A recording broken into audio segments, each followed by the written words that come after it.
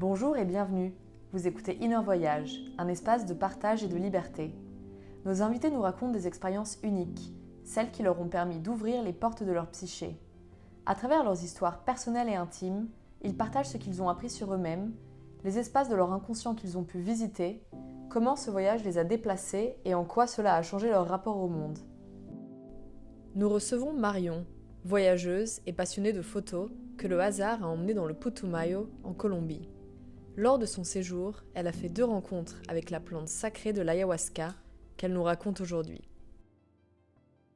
Bonjour Marion et merci beaucoup d'avoir accepté de discuter avec moi aujourd'hui. Est-ce que tu veux te présenter en quelques mots ?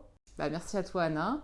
Je m'appelle Marion, j'ai 33 ans et je passe beaucoup de temps dans ma vie à voyager. Parfait. Et ton dernier voyage c'était en Colombie, est-ce que tu veux nous en parler un petit peu ? Tout à fait, je suis partie en janvier et en fait c'était la 2e fois que je partais en Colombie et je rêvais d'y retourner parce que c'est un pays avec lequel j'ai une connexion assez magique et c'est un pays dans lequel je me sens vraiment bien et vraiment moi-même. Où est-ce que tu es partie en Colombie exactement cette fois-ci et qu'est-ce que tu as fait ? Je partais en fait pour faire un reportage photo, notamment dans une communauté avec laquelle j'avais passé du temps dans mon dernier voyage et j'avais aussi envie de découvrir des régions que je ne connaissais pas, notamment la côte Pacifique. Et en arrivant en Colombie, en fait, j'ai rencontré beaucoup de personnes qui m'ont amenée vers une autre région assez peu connue et que je ne connaissais pas non plus, qui s'appelle le Putumayo, et qui est une région qui borde l'Amazonie et qu'on appelle aussi justement la porte de l'Amazonie. J'ai passé beaucoup de temps dans la jungle en fait. J'ai fait un volontariat à côté de Mocoa, vraiment dans la jungle, quoi, donc dans un endroit assez magique et très reculé. Et c'est là-bas en fait que j'ai expérimenté pour la première fois l'ayahuasca. Et comment est-ce que ce volontariat t'a amené à l'expérience de la prise d'ayahuasca ? Pendant mon expérience sur la côte Pacifique, j'ai rencontré une fille, Nina, qui est devenue une super copine et qui m'a parlé d'un lieu en fait qui s'appelle Pacha Libre, qui est tenu en gros par un mec qui s'appelle Robinson. Et Robinson, il a créé un lieu qui est assez unique en son genre et dans lequel il expérimente entre autres l'ayahuasca. En tout cas, il propose de faire des cérémonies d'ayahuasca. Mais moi, quand elle m'en a parlé, elle m'a plus parlé d'un lieu spirituel. Elle ne m'a pas forcément parlé de l'ayahuasca ou de plantes entéogènes, qu'on appelle les plantes entéogènes. Et sur mon chemin, en fait, j'ai rencontré d'autres personnes en fait, qui m'ont parlé du Putumayo, qui ont aussi eu envie d'aller à Pacha Libre. Et du coup, j'ai eu envie d'y aller en fait. Je suis arrivée là-bas et quand je suis arrivée, une des premières choses que Robinson m'a dit, c'est qu'ils allaient organiser une cérémonie d'ayahuasca la semaine d'après et que si j'avais envie, je pouvais y aller, quoi. Est-ce que tu as eu des craintes quand il t'a dit ça ? J'avais déjà entendu parler de l'ayahuasca. Il y a 3-4 ans, cette personne que j'avais rencontrée, elle m'avait dit « la plante, elle doit venir à toi ». Et faut pas forcer. Parce qu'en fait, c'est 2 plantes mélangées, une racine et une autre plante dont j'ai oublié le nom, et qui mélangées ensemble et qui sont préparées en général par des chamans, enfin par des personnes en tout cas qui ont le droit de cuisiner ces plantes, qui sont en tout cas utilisées en tant que médecine depuis millénaires dans des communautés indigènes du Pérou, de Colombie, de Brésil aussi, même de Bolivie et d'Équateur, en Amazonie parce que les 2 plantes poussent en Amazonie. Je savais que c'était quand même que tu vivais quand même une expérience psychédélique. Donc tu peux avoir des effets hallucinogènes, c'est une purge aussi, donc tu vomis beaucoup. Enfin voilà, en tout cas c'est tout ce que j'avais entendu sur l'ayahuasca, que ça te changeait la vie, ou pas, ou que c'était un truc horrible. Enfin j'avais vraiment j'avais entendu beaucoup de choses. Donc forcément ça me faisait un peu flipper. Évidemment, en arrivant dans le Putumayo, j'en avais entendu parler. Il y a plein de personnes, en fait, quand même, beaucoup d'étrangers, d'Européens qui viennent dans le Putumayo, ou en tout cas en Amazonie ou en Colombie, pour prendre de l'ayahuasca. Donc voilà, j'ai eu une semaine, en fait, pour vraiment réfléchir et me dire, ok, est-ce que est-ce que c'est le bon moment pour moi de le faire? Est-ce que je me sens prête ou pas? Tes craintes, ça portait sur quoi exactement? Alors moi j'avais 2 craintes principales parce que donc j'avais aussi une bonne copine qui avait pris de l'ayahuasca il y a quelques années et elle avait fait une méga dépression après. Genre pendant 3 mois elle avait été super déprimée. Donc moi j'avais super peur de ça parce que j'ai eu quand même des moments pas très faciles ces dernières années et là j'étais... Enfin ça fait je sais pas 1 an que je suis vraiment stable dans ma tête, que je me sens bien, que je suis bien dans ma vie, que je suis bien dans ma peau et du coup j'étais là genre je veux pas retomber dans des choses sombres. Là, je suis stable. Donc, j'avais un peu ce truc de pourquoi aussi j'y vais si je suis bien dans ma vie, pourquoi j'y vais en fait. Et j'avais aussi peur un peu de l'angoisse après d'une redescente éventuelle en fait, parce que j'ai eu des expériences avec des drogues où j'avais des descentes horribles. Je suis hyper sensible à toutes les drogues en général et que en fait après pendant 3 jours je me sens juste au plus mal, je suis méga angoissée et j'avais peur de ça en fait. Je me disais j'ai pas envie là pendant 1 semaine alors que je suis trop bien d'être angoissée, de me sentir mal. Et oui, et il y avait une dernière chose aussi importante, c'est que j'ai quand même vécu des traumas assez importants dans ma vie et j'avais peur de les voir ressurgir pendant l'expérience d'une manière ou d'une autre et de pas être assez encadré pour ça, quoi, on va dire. Qu'est-ce qui fait que tu y es allée finalement? Quand tu prends de l'ayahuasca, en général, enfin en général non tout le temps, tu dois quand même être préparé physiquement et mentalement.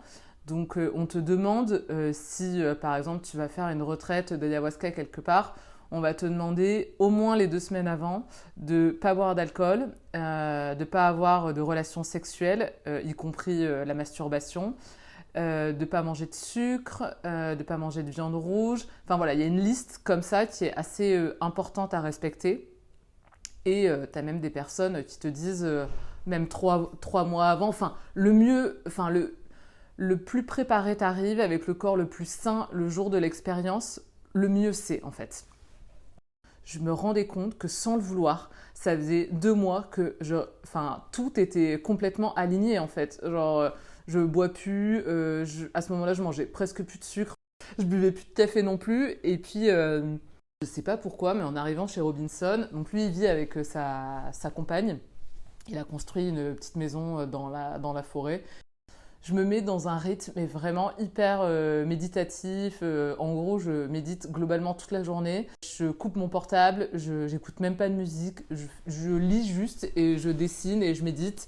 Et voilà, et on va se coucher à 20h30 et on se lève à 6h et je médite tout le temps. Enfin, je suis dans un espèce d'état déjà un peu perché, quoi. Genre, je me sens déjà complètement connectée ou déconnectée, enfin les deux en même temps. Et puis, du coup, le jour de la cérémonie avance et je me dis, bon, il faut quand même que je prenne une décision. Un jour, j'étais, oui, j'ai trop envie. Un jour, j'étais, non, j'ai trop peur. Enfin, voilà, j'oscillais vraiment entre les deux. Et puis, un jour, du coup, je demande à Robinson quand même, je lui dis, écoute, j'ai envie de participer à la cérémonie de samedi, mais j'ai peur. Et du coup, il me dit, bon, bah, c'est normal, observe ta peur et vois où ça te mène, quoi. Et du coup, là, on part dans une très longue conversation, la plus longue qu'on ait jamais eue, où il me raconte lui toute son expérience, comment il en est venu à avoir une connexion avec l'ayahuasca. Enfin, il me raconte des trucs de fou où je pense qu'une personne normale dirait écoute, t'es complètement taré, je rentre chez moi. Il me raconte comment il a parlé à la nature, que la nature lui a donné des pouvoirs de chanter et de jouer de la guitare, enfin des trucs de dingue, où il a fait une méga dépression pendant 2 ans. Et que du coup il a travaillé des années avec des chamans pour apprendre à cuisiner l'ayahuasca. Enfin, là-bas c'est vraiment pas une drogue, c'est une plante, un remède, ils appellent même ça El Remedio. C'est quelque chose d'extrêmement sacré. Et malheureusement aujourd'hui c'est quand même devenu un gros business et c'est aussi la raison pour laquelle moi je voulais vraiment que ça vienne à moi. Et du coup en parlant, ça me rassure quand même beaucoup. J'étais pas rassurée dans le sens je vais avoir une bonne expérience, mais il y avait quelque chose de chaleureux dans son approche et du coup je me sentais quand même assez encadrée. Enfin, puis c'est une personne en qui j'ai une grande confiance. Et voilà. Et puis en fait, bon, on arrive le jour J de la cérémonie. Donc la cérémonie, est-ce qu'il y avait d'autres personnes avec vous? Donc en fait finalement j'apprends que c'est pas Robinson qui va leader la cérémonie mais un de ses copains avec qui il a fait beaucoup de cérémonies qui s'appelle Dionys. Et je me souviens que ça me fait aussi un peu stresser parce que je me dis merde lui je le connais pas mais en fait dès que je le vois arriver je ressens un amour chez cette personne et une bienveillance. Enfin, tout de suite je suis là ok c'est bon je peux y aller en toute sécurité, ça va être trop bien, tout va bien se passer. Et on est avec, je dirais, 8 autres personnes à peu près, que des personnes colombiennes. Est-ce que tu peux nous décrire en détail où est-ce que c'était, comment c'était et comment tu t'es sentie? Ça se passe du coup sur le lieu de Robinson, donc c'est un terrain qui est immense et en fait il a construit un petit espace protégé, donc tu as un espèce de toit quand même en paille et c'est assez grand, il y a un feu qui est au milieu et tu as plein de hamacs en fait suspendus par des poteaux et du coup c'est un espace qui est vraiment sacré. On peut pas jeter n'importe quoi dans le feu est sacré aussi. Donc c'est vraiment un lieu très particulier avec une énergie vraiment incroyable. Et on se réunit du coup à 18h autour du feu avec toutes les personnes qui vont participer à la cérémonie. Donc avec les 3 personnes, donc Robinson était là quand même pour accompagner, aider pendant le voyage. Il y avait Yoni, le chaman, et Sébastien, un de leurs amis aussi, qui est aussi, on va dire, thérapeute, en tout cas dans toutes les médecines holistiques en Colombie, et qui est aussi un excellent guitariste, et qui va aussi nous accompagner toute la nuit pour chanter et, euh, et voilà, jouer de la musique. Eux aussi ont consommé de l'ayahuasca? Ouais, et ça je ne le savais pas. Donc voilà, donc en tout cas on est autour du feu et Yoni se présente, nous rappelle quand même ce que c'est l'ayahuasca, nous demande si personne n'a pris des médicaments ou n'est sous médication depuis plusieurs jours, demande si quelqu'un est enceinte, si...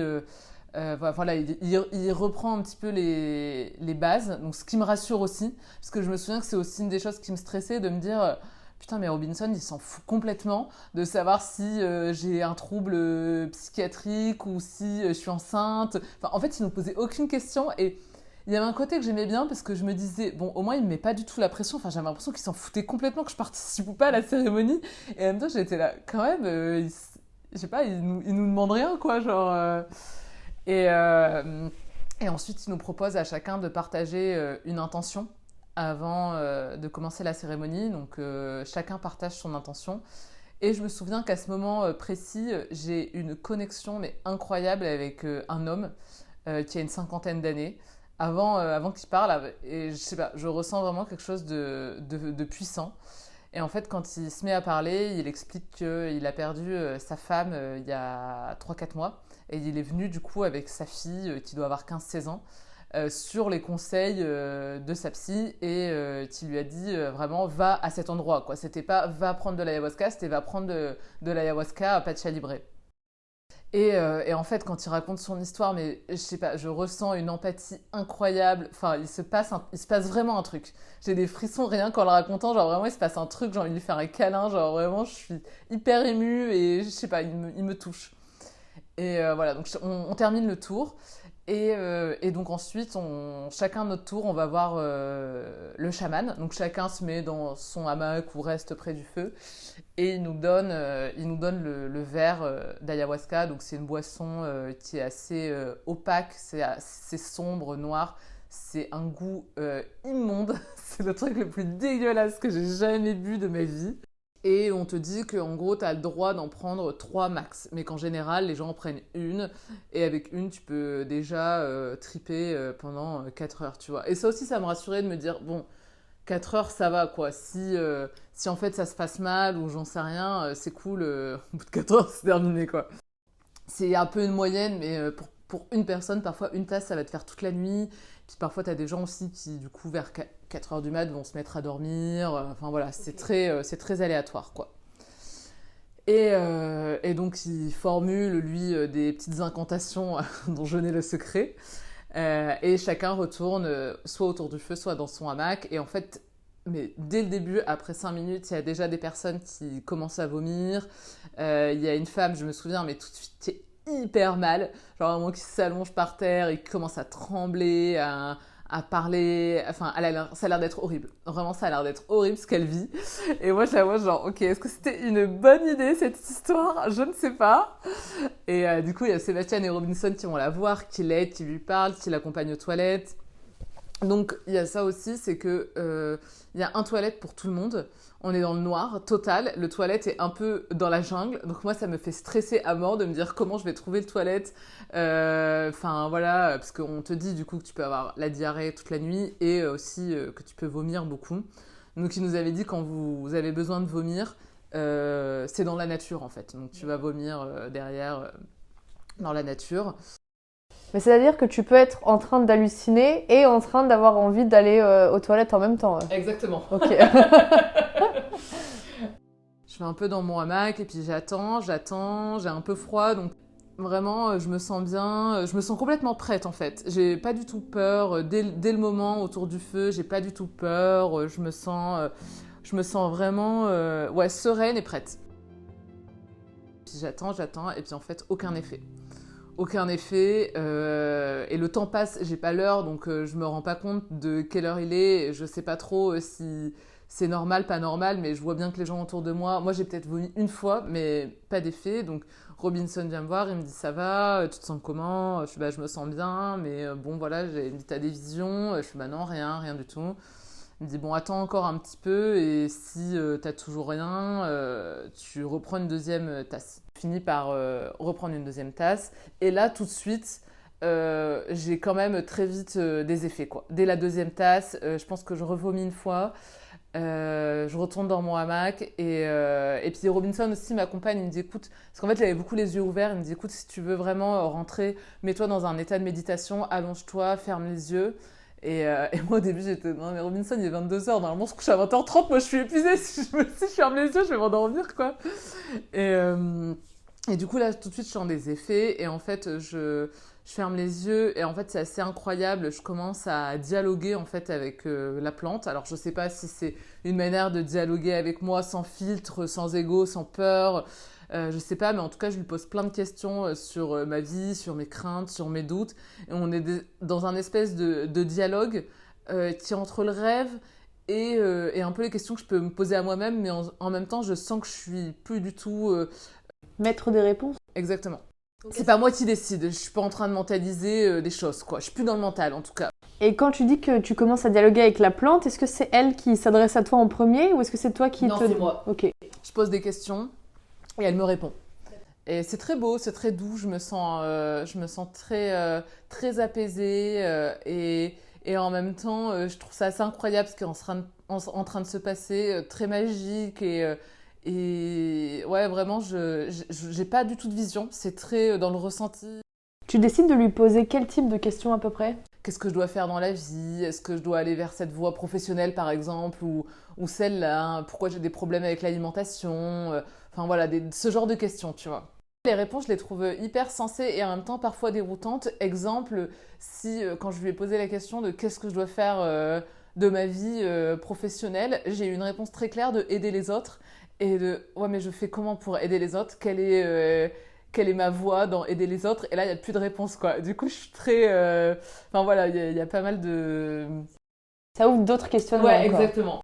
Et là je décide je ne sais pas pourquoi, parce que là c'est vraiment plus moi qui décide, je me lève et je vais voir Yoni et je lui dis j'ai besoin d'un 3e verre. Mais je conscientise pas, je me dis pas j'avais pas du tout besoin d'un 3e verre, je me sens très bien, je me sens connectée, je me sens plutôt perchée quand même, enfin j'ai pas du tout besoin, mais c'est pas moi qui décide, vraiment c'est pas moi qui décide, je sens que je suis pas du tout dans le contrôle de ça. Et du coup il me donne un 3e verre. Et puis il me dit, bon le prochain c'est à 5h du matin. Et j'étais là genre, pourquoi tu me dis ça? Genre j'ai aucune idée de l'heure, enfin... Et du coup je repars et là en fait tout part mais beaucoup trop vite. Là je commence à être vraiment dans un état de confusion et de mal-être intense. En fait je reviens vers mon hamac, il y a mon plaid qui est en boule et là je crois qu'il y a quelqu'un dans mon hamac. Donc là je commence à me rendre compte que ça commence à être très fort, très puissant.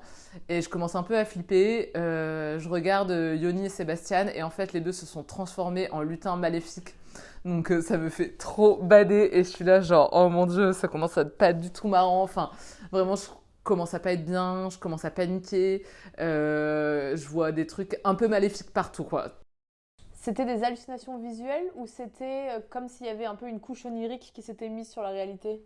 Non, c'était vraiment des hallucinations visuelles. Je voyais vraiment... Et en même temps, j'étais très consciente. Donc je me disais, bon Marion, tu sais que c'est pas la réalité, tout va bien, mais n'empêche que tout ça me faisait flipper, quoi. Genre vraiment, j'étais là, bon, ok, je vais retourner dans mon hamac. Et à ce moment-là, j'étais pas bien parce que j'avais envie de vomir et j'avais envie de chier en même temps, mais ni l'un ni l'autre ne fonctionnait. Donc j'étais dans un mal-être, je me sentais pas empoisonnée. Mais je me sentais... Enfin, quelque part, si, mais... Ouais, j'étais vraiment hyper mal. Physiquement, mentalement, à rien n'allait. Et en fait, je suis allée les voir et je leur ai dit, bon, écoutez, j'ai besoin d'aide, je me sens trop mal. Et j'arrivais même plus à articuler, en fait. Je suis allée les voir, j'étais accroupie. Je tentais tant bien que mal de leur expliquer que j'avais besoin d'aide. Et ils étaient là, ok, mais comment on peut t'aider? Et j'étais là, que quelqu'un reste à côté de moi. Donc Sébastien est venu à côté de moi. Et c'est là, t'as besoin que je fasse quoi? J'étais là, de m'aider à respirer. Et je savais même pas si c'était réellement ça mon besoin, mais bon, je tentais un truc. Et en fait, il a commencé à se lancer dans une méditation. Et en fait, ça m'agaçait. Ça m'agaçait et il tout sautait toutes les 2 secondes. Et ça m'agaçait. Et en fait, genre vraiment, j'étais là, ça me stresse plus qu'autre chose. Donc je pense que de lui-même, à un moment, il a compris qu'il était temps de rentrer chez lui. Et en fait, c'est très drôle parce qu'après coup, on en a parlé.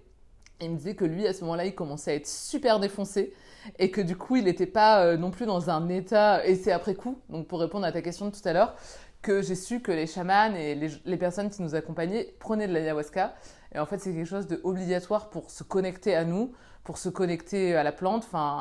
Et je suis contente de ne pas l'avoir su parce que moi, ça me rassurait vachement de savoir qu'ils n'en prenaient pas.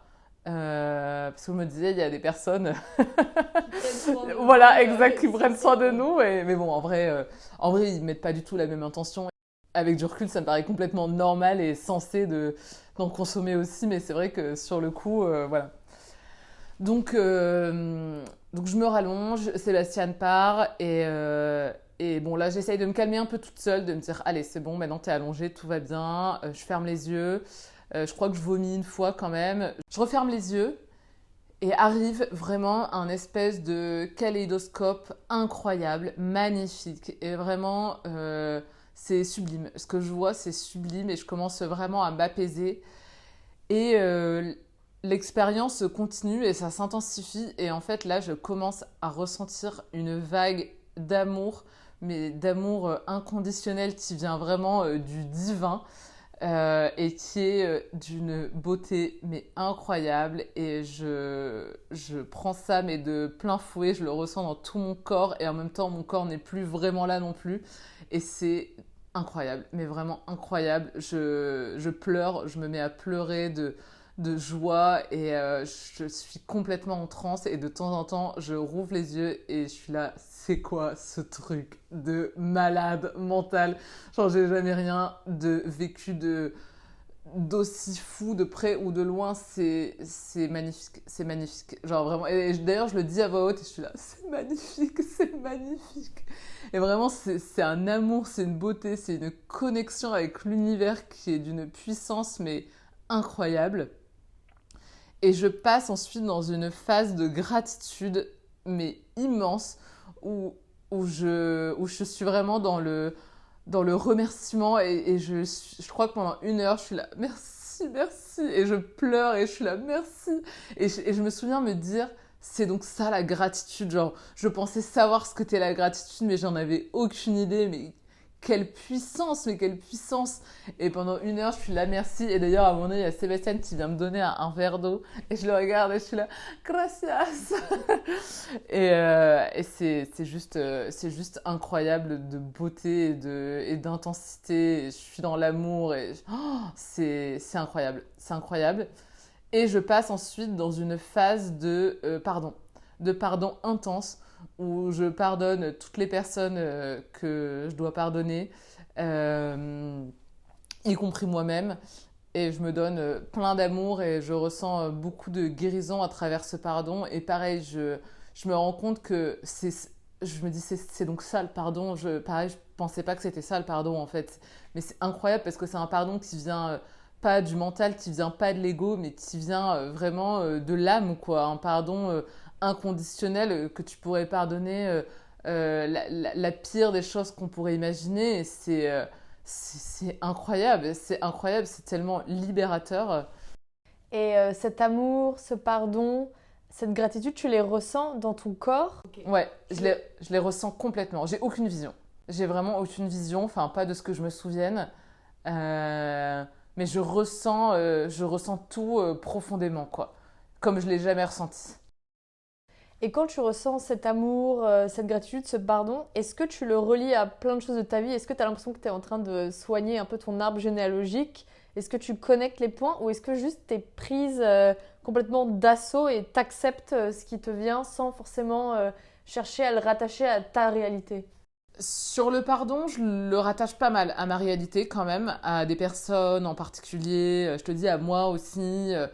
Euh, Sur l'amour et la gratitude, pas du tout. C'est vraiment, je ressens, enfin, il y a un truc de, c'est donc ça, c'est ça la vie, c'est ça qu'on est en fait. Genre, c'est notre essence quoi. Il y a vraiment quelque chose de, ouais, de divin en fait, et je suis tellement presque, je dirais presque plus parce qu'à ce moment-là, finalement, comme je raccroche encore mon histoire, je suis encore un peu identifiée à mon ego, je pense.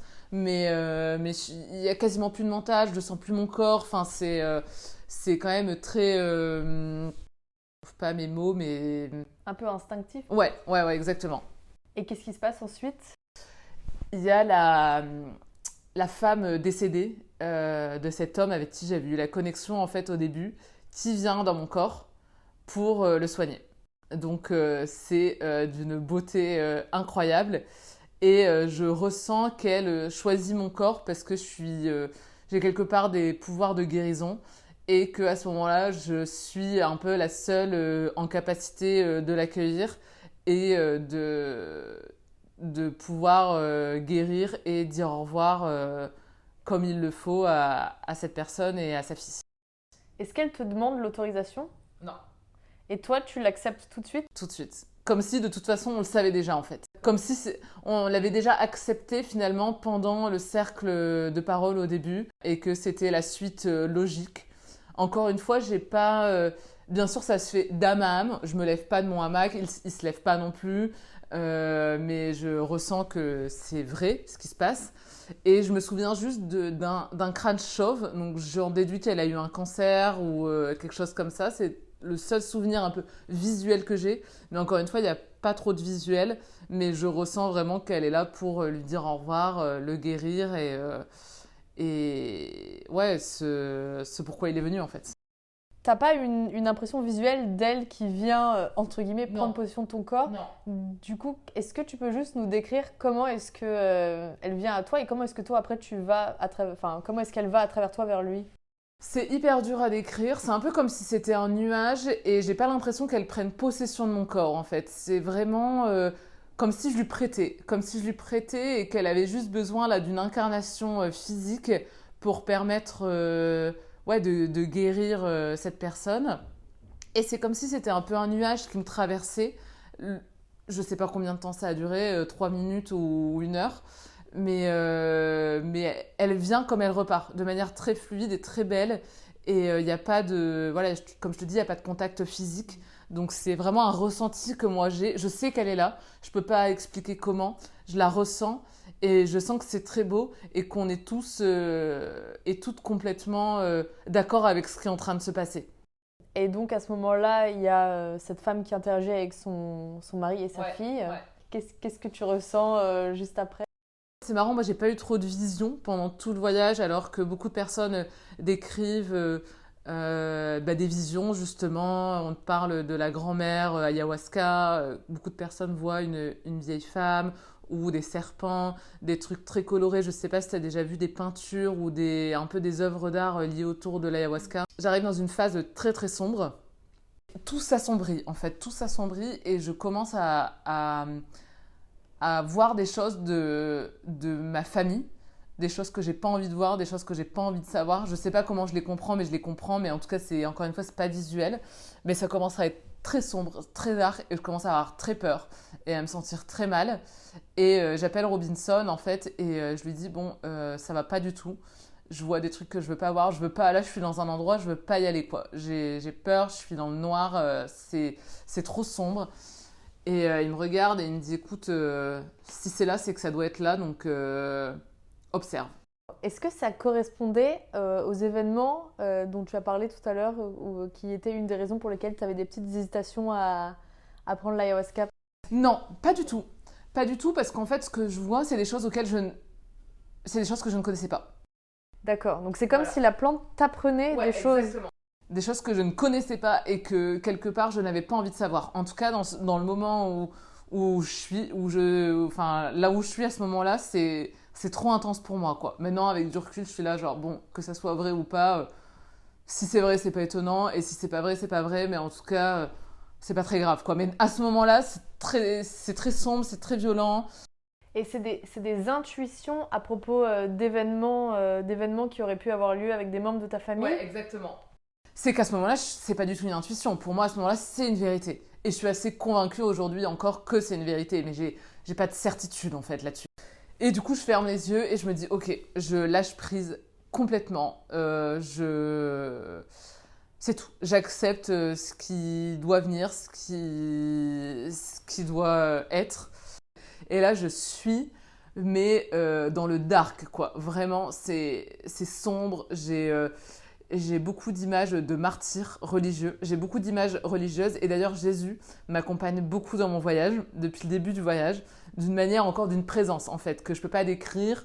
Je le ressens avec moi. Alors, je ne suis pas du tout quelqu'un de croyante, ni de religieuse, ni rien. Mais bon, voilà, il est là. Donc en fait, tu as des entités qui viennent te voir. Complètement. Et vraiment, dans ce moment très dark, je ressens, je ressens beaucoup les présences religieuses, en fait. Et vraiment ce truc de martyr. Et je ressens que dans d'autres vies, j'ai beaucoup souffert. Et je ressens vraiment les souffrances un peu du monde. Ouais, c'est très sombre. C'est comme si j'étais au fin fond de la terre, tu vois, et que c'était dark et que ça faisait peur. Et en même temps, je suis dans un tel état d'acceptation que ça va. Et ouais, je ressentais la souffrance universelle depuis des années que, bah oui, les hommes et les femmes sur cette terre souffrent. C'est une réalité depuis toujours. Et moi aussi, je souffre et j'ai souffert. Et en fait, je commence à vomir et à vomir et à vomir. Et là, mais alors que j'avais déjà vomi au moins 5 fois. En fait, pour moi, c'était terminé aussi la phase vomi, tu vois. Mais je ne m'arrête pas de vomir, quoi. Je peux même plus bouger, en fait. Je suis dans mon hamac et je vomis depuis mon hamac. Et c'est horrible parce que tout en même temps, je suis dans cet espace de très sombre et très obscur et très effrayant. Et je ne fais que vomir. Et je ressens en même temps que c'est profondément libérateur. Et j'ai l'impression de me nettoyer en profondeur de choses, de vie passée. J'emploie le mot vie passée que je n'ai jamais employé avant et que quand on me le disait, j'étais non, c'est bon quoi, faut pas non plus être trop perchos. Alors que là, c'est genre le truc qui me paraît trop évident en fait de me dire bah oui, c'est sûr des choses en tout cas qui m'appartiennent pas. Et je ressens ce nettoyage en profondeur qui s'en va de moi, quoi. Et en même temps, c'est très dur, c'est très éprouvant. Physiquement, je sens que je n'en peux plus. Et je ressens aussi Robinson qui m'accompagne beaucoup, qui est très présent, qui est là pendant tout le moment où je vomis, qui s'incarne en Jésus d'ailleurs. Et je ressens aussi que tout est parfait. Tout est parfait, que tout ce qui se passe dans le monde, je ne sais pas si parfait c'est le bon mot, mais en tout cas, tout est. Et cette notion d'acceptation de c'est là et c'est comme ça. Et voilà, it is what it is, tu vois. Et je le ressens d'une manière tellement profonde comme je ne l'ai jamais ressenti. Et c'est tellement clair et du coup, c'est tellement reposant et tellement... Ouais, c'est ça, quoi. C'est comme ça. C'est comme si cette souffrance que les humains et qu'on ressent depuis le début de l'humanité, en fait, c'était absolument nécessaire et indispensable. Ouais, et puis c'est comme ça. Il y a des gens qui sont riches, il y a des gens qui sont pauvres, des personnes qui sont là pour sauver le monde. Il y en a d'autres qui souffrent, il y en a d'autres qui sont heureuses. Et c'est comme ça. Et il y a un truc d'une acceptation de... C'est horrible et c'est merveilleux à la fois. Et en ce sens, c'est parfait. Et il y a vraiment...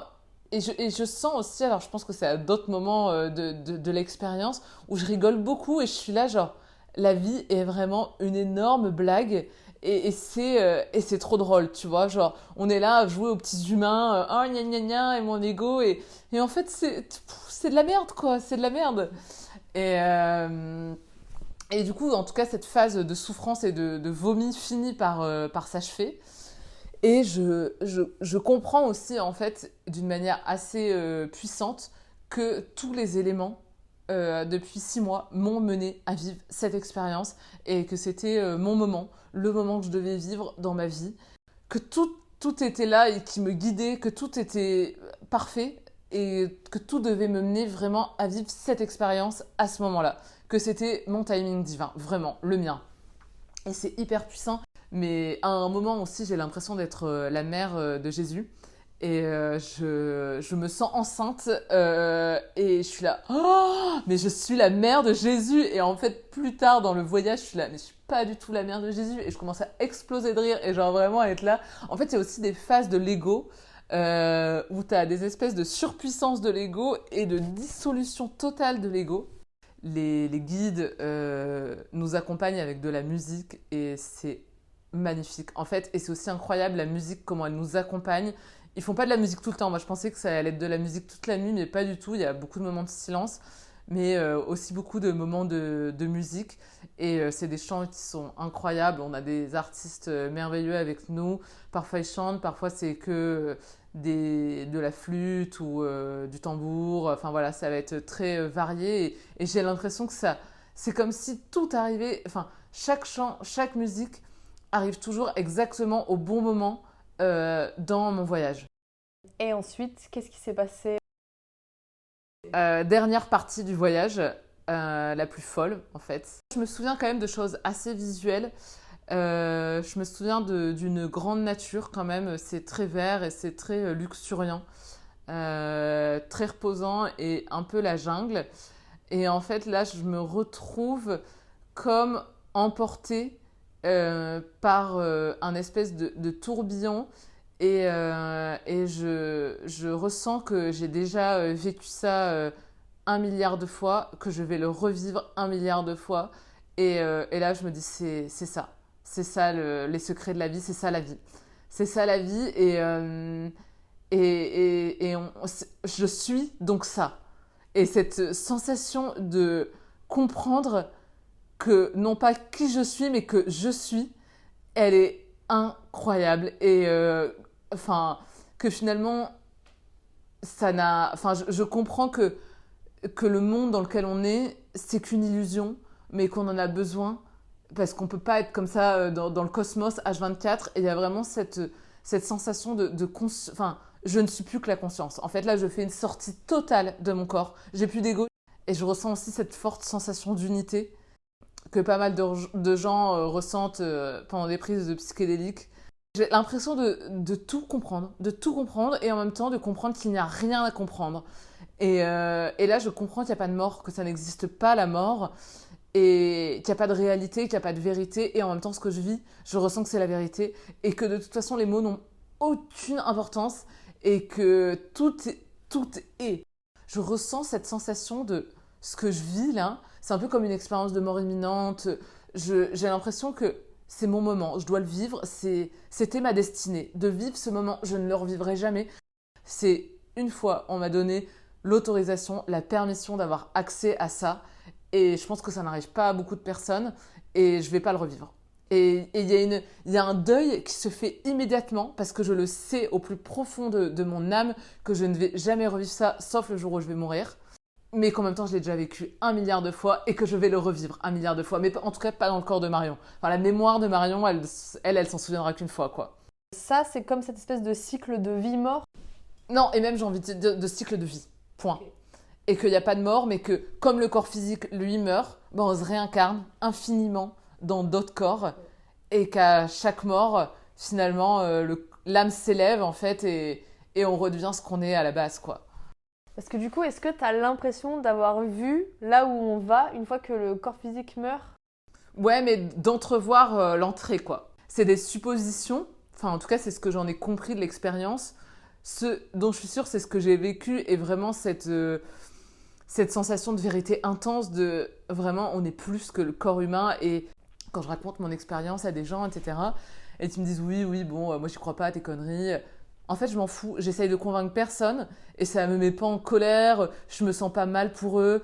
Et en fait, c'est incroyable parce que si on parle de féminisme ou de choses qui me touchent, très vite, je suis énervée. Très vite, je suis sur la défensive. J'ai envie de les convaincre ou ça m'énerve parce que je sens que ça touche directement mon ego. Alors que quand je partage cette expérience, en fait, mon ego est absolument pas mis en cause. Je suis pas fière de ce que j'ai vécu. Je suis pas heureuse, malheureuse.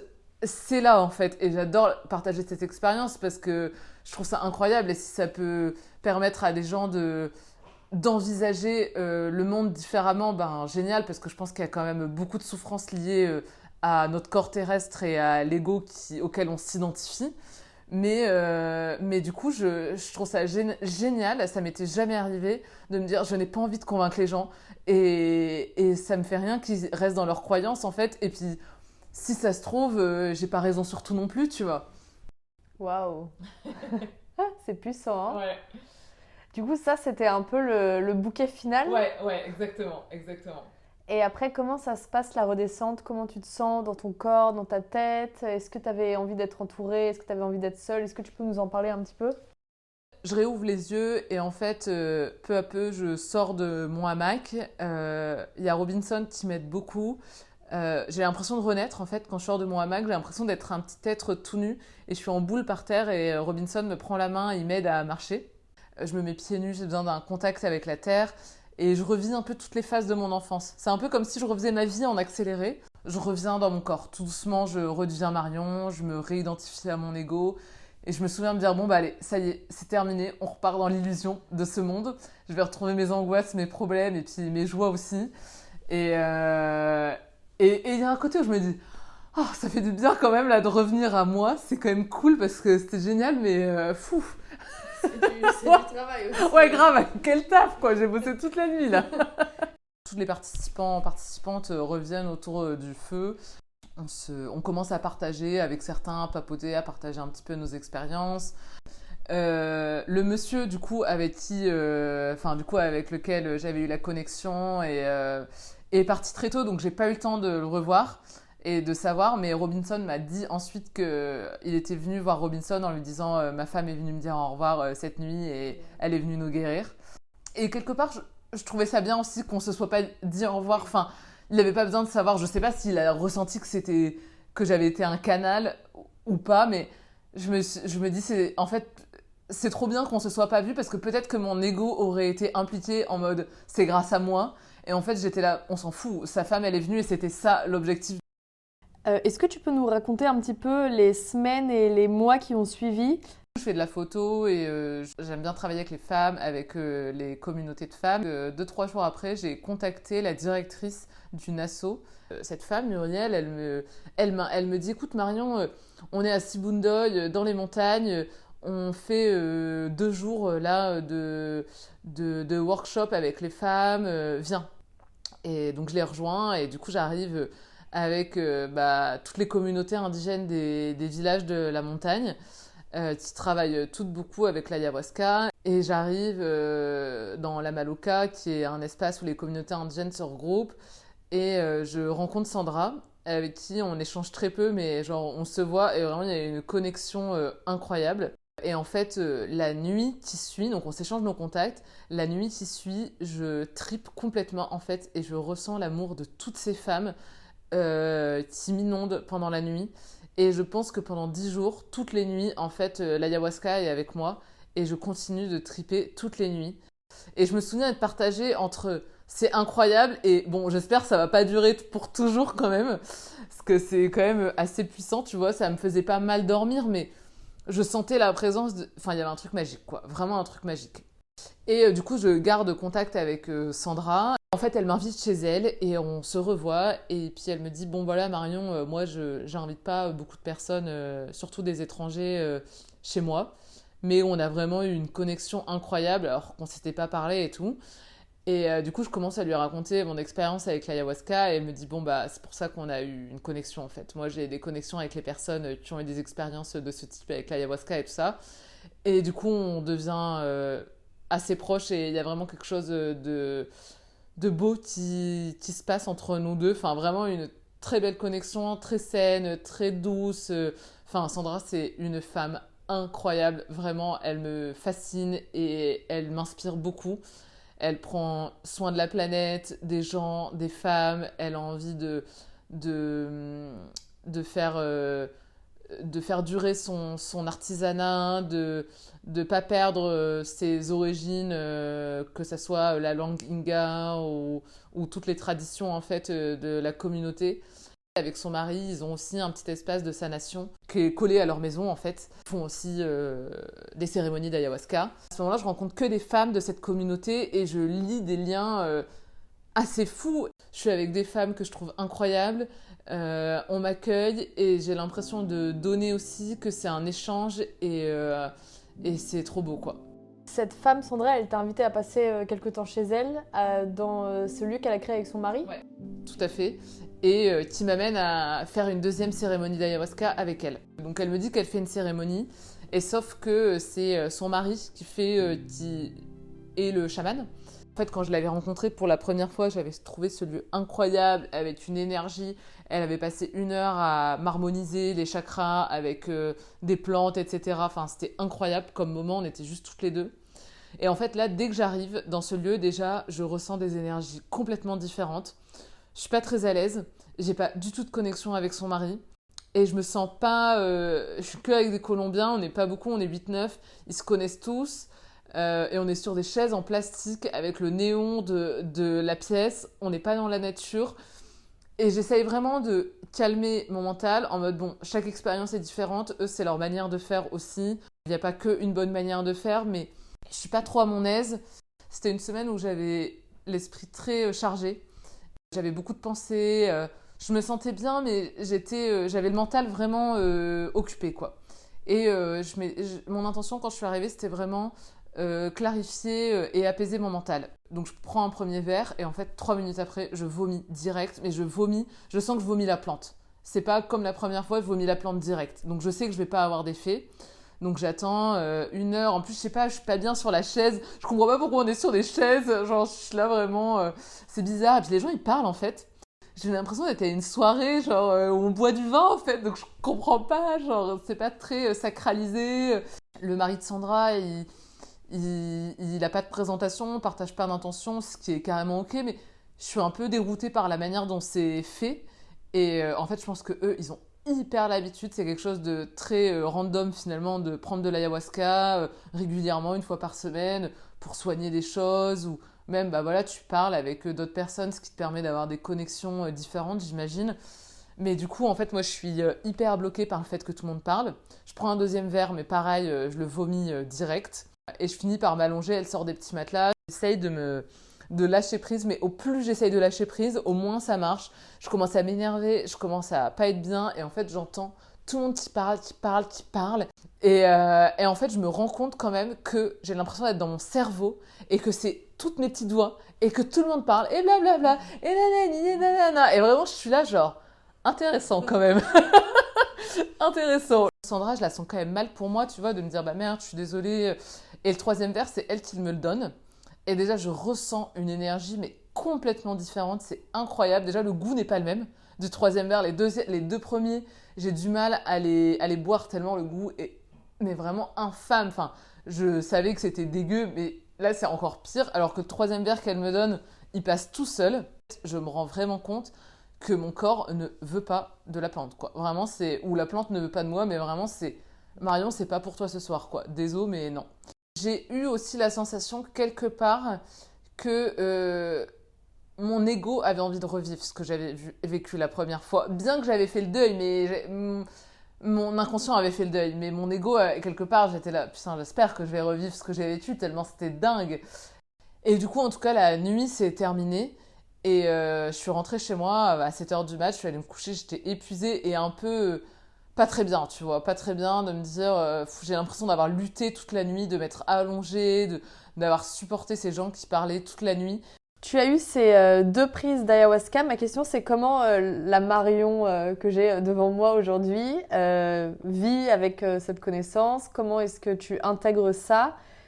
Après la deuxième cérémonie, je me suis sentie hyper bien, quoi. J'avais mon mental, plus rien, apaisé, plus de pensée. Je me suis réveillée 2 jours après, j'étais là, mais mon Dieu, je suis une nouvelle femme, quoi. C'est incroyable ce qui est en train de se passer. Enfin, je me sentais trop bien, trop sereine, et pas dans un espèce de bonheur, extase que je peux ressentir parfois et qui retombe très vite. Non, je me sentais juste à ma place, sereine, dans un équilibre que je ressens pas très souvent dans ma vie, quoi. C'était très doux.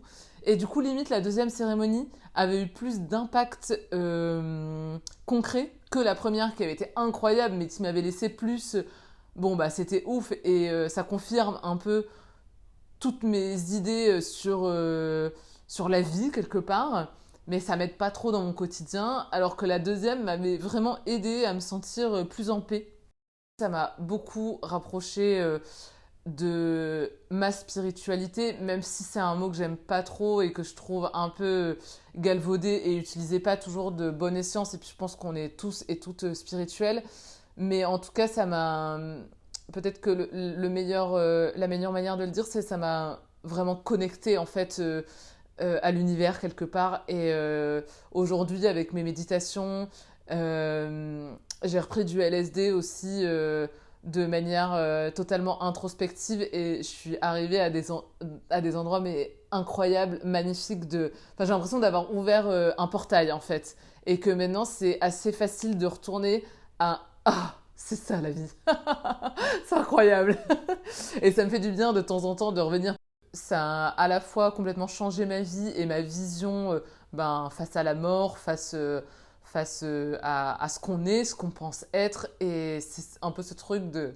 N'oublie pas, Marion, que c'est une blague et que c'est une illusion là où on est, mais bon, faut quand même vivre cette vie, quoi, dans ce corps. Et à la fois, je suis toujours identifiée à mon ego, j'ai toujours ma personnalité que je crois être ma personnalité, je suis toujours marrante, je suis toujours avec mes angoisses, je suis toujours attirée par la création, j'aime toujours prendre des photos, enfin, et du coup il y a un peu ce double truc, quoi, mais qui me paraît assez sain finalement. En fait, ça m'a apporté ça aussi quand même, l'ayahuasca, que je suis en train un peu de perdre, malheureusement. Mais vraiment une confiance un peu en la vie et un peu une croyance en le destin. Que ce qui doit venir... Et je sais pas si c'est le destin en fait, j'y ai pas mal pensé aussi. Je sais pas si c'est le destin ou cette chose de ce qui doit être sera en fait. Et ce qui doit venir viendra. Et pour quiconque en fait. Et j'ai quand même ressenti vraiment cette confiance de vas-y, ça va aller quoi. Enfin, ça va aller, et si ça va pas, c'est que tu dois le vivre, parce que ça va pas non plus. Est-ce qu'il y a autre chose que tu voudrais partager? Pour des personnes qui auraient envie de tester, le meilleur conseil que je peux donner, c'est celui qu'on m'a donné, c'est de vraiment attendre que la plante vienne à toi ou pas, et vraiment pas forcer. D'écouter son cœur, son corps, d'écouter les signaux, de ressentir les énergies. Et aussi de ne pas penser que ça va guérir de tout. Je pense que ça peut guérir de plein de choses. Ça peut être une aide hyper puissante. Enfin, moi, je pense que ça m'a beaucoup aidé dans ma vie, hein, vraiment. Mais c'est pas non plus magique, c'est pas un remède magique. Et aujourd'hui, c'est une plante qui est en train de vivre aussi quelque chose de très néfaste, qui est aussi l'appropriation culturelle. Beaucoup d'indigènes et de locaux qui ont vu le business en fait que ça pouvait générer, hein, forcément. Demain, tu es fermier, tu gagnes 200 euros par mois, et en fait, ton voisin, il est chaman et il a compris que 200 euros, c'était par personne par soirée. T'as vite fait d'être chaman, quoi. Donc, c'est aussi de faire très attention avec qui on va, non seulement pour sa santé, mais aussi par respect des traditions. Et du coup, ça a perdu beaucoup quelque part, de sa, pas de sa magie, mais en tout cas de son sacré, quoi, et du respect, de son respect, voilà, surtout du respect.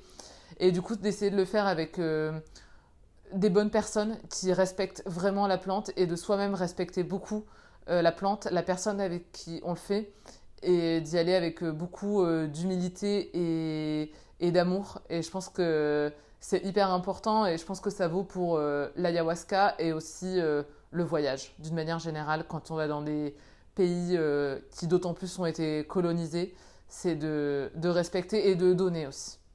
Et est-ce que tu aurais un conseil à donner à la Marion d'il y a 1 an ou même une Marion plus jeune? Je pense qu'il y en aurait 3 importants, ça serait aie confiance, vis dans l'instant présent le plus que tu peux et accepte ce qui est. Et pour terminer, est-ce que tu as des références, des penseurs qui t'ont inspiré, des livres ou des artistes que tu voudrais partager? Alors il y a je pense tout de suite là à 2 artistes. Alors il y a Eckhart Tolle avec le livre Le pouvoir de l'instant présent, c'est le seul que j'ai lu, mais je pense qu'il y en a d'autres. Et c'est un peu le livre qui m'a le plus bouleversée dans ma vie. Et je regarde beaucoup ses vidéos aussi, enfin il m'accompagne beaucoup dans ma vie. J'ai 2 artistes qui font de la musique et qui m'accompagnent beaucoup, enfin qui m'accompagnent tous les jours dans ma vie et qui me permettent d'aller dans des espaces incroyables. J'écoute beaucoup en méditant, juste pour me calmer, me reposer, me reconnecter. Et du coup, pour moi, c'est vraiment un dieu et une déesse, enfin des réincarnations incroyables je sais pas, quand je les vois, je suis là, mais c'est pas possible d'exister, d'être comme ça. Et du coup, c'est une femme qui chante et un homme qui joue de la guitare. Ça s'appelle Chantress Seba.